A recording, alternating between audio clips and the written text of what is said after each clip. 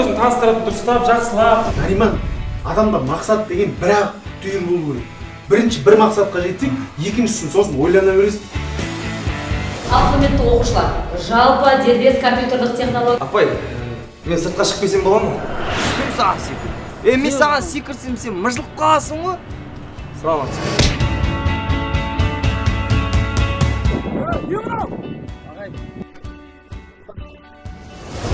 Қалжыңда емес.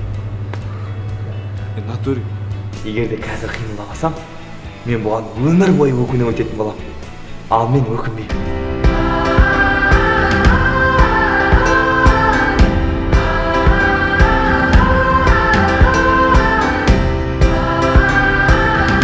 Сәлем, сұлу қыз.